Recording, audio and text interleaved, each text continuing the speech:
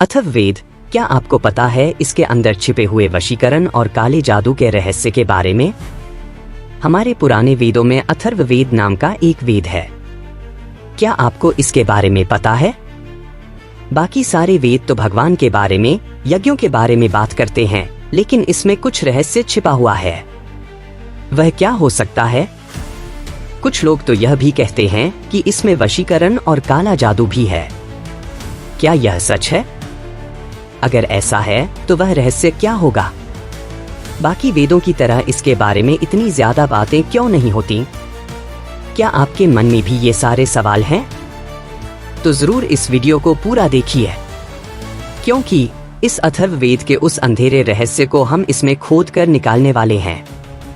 सच कहूं तो हमारे वेदों में यह थोड़ा अलग किस्म का है। ऋग्वेद, सामवेद, यजुर्वेद, ये 3 वेद ही शुरू से थे, ऐसा कहते हैं।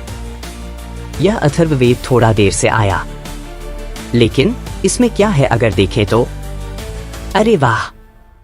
हमारे रोजमर्रा की जिंदगी में जो भी अच्छा बुरा होता है, उन सब के लिए इसमें कोई न कोई उपाय बताया गया है। बीमारी हो तो क्या करना चाहिए, दुश्मनों से बचने के लिए कौन सा मंत्र जपना चाहिए, ऐसे बहुत सारे विषय इसमें भरे पड़े हैं। लेकिन यहाँ एक छोटा सा ट्विस्ट है। बहुत से लोग इस अथर्ववेद को एक तरह के डर और संदेह से देखते हैं, क्योंकि इसमें कुछ मंत्र, यानी अभिचार मंत्र जिसे कहते हैं, वह दूसरों को नुकसान पहुंचाने के लिए भी इस्तेमाल किए गए हैं, ऐसा कहते हैं। सुनकर चौंकिए मत। कुछ पुराने जमाने के विद्वानों ने इसे पढ़कर कहा है कि इसमें वशीकरण और काले जादू के बारे में बहुत कुछ है। लेकिन सच यह है कि आजकल के बहुत से विद्वान इसे सिर्फ एक मनगढ़ंत कहानी बताते हैं। वे क्या कहते हैं कि इसमें जो कुछ बातें हैं, उन्हें ठीक से समझे बिना गलत मतलब निकाल लिया गया है। उदाहरण के लिए, बुरी शक्तियों को भगाने के लिए जो मंत्र हैं, उन्हें भी किसी पर जादू टोना करने का मंत्र समझ लिया गया। हमारा अथर्ववेद लगभग ईसा पूर्व 2000 वर्ष के आसपास, यानी लौ युग में लिखा गया था, ऐसा कहते हैं। यह उस समय के आम लोगों की जिंदगी, उनकी चिंताएं, उनकी मान्यताएं, सब कुछ वैसे का वैसा दिखाता है। इस किताब में कुल 20 कांड हैं। उसमें भैषज्ञानी सूक्त नाम के कुछ रोग ठीक करने के लिए हैं, पौष्टिक मंत्र नाम के कुछ अच्छी समृद्धि के लिए हैं, राजकर्मणी नाम के कुछ राजाओं के कर्तव्यों के बारे में बताते हैं। इसी में वह खतरनाक अभिचारिका मंत्र भी है। यह सब किसी को नुकसान पहुंचाने के लिए कहे जाने वाले मंत्र हैं, ऐसा कहते हैं। आज भी बहुत से गांवों में खुद को बुरी किस्मत से या नकारात्मक शक्तियों से बचाने के लिए कुछ रस्में करते हुए, ताबीज पहनते हुए आपने सुना होगा। इसका अथर्ववेद में मौजूद किसी खास मंत्र से सीधा संबंध भले ही न हो, लेकिन हानि से बचने की जो बुनियादी मान्यता है, वह अथर्ववेद में भी बहुत बताई गई है।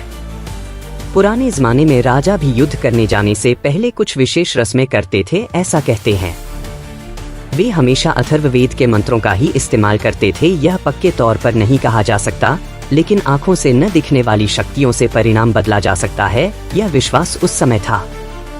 कुछ इतिहासकार राजाओं के कर्तव्यों के बारे में बताने वाले अथर्ववेद के पाठ, राजकर्मणी, इस तरह के उद्देश्यों के लिए इस्तेमाल किए गए होंगे, ऐसा कहते हैं। लेकिन इसमें बहुत मतभेद हैं। इतनी दूर आ गए हैं, वीडियो पसंद आया हो तो एक छोटा सा लाइक करके एक कमेंट कर दीजिएगा तो मुझे बहुत खुशी होगी। 1 सेकंड भी नहीं लगेगा, लेकिन आप सोच भी नहीं सकते कि वह मेरे लिए कितना मददगार होगा।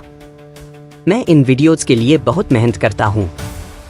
चलिए अब अगली बात पर आते हैं।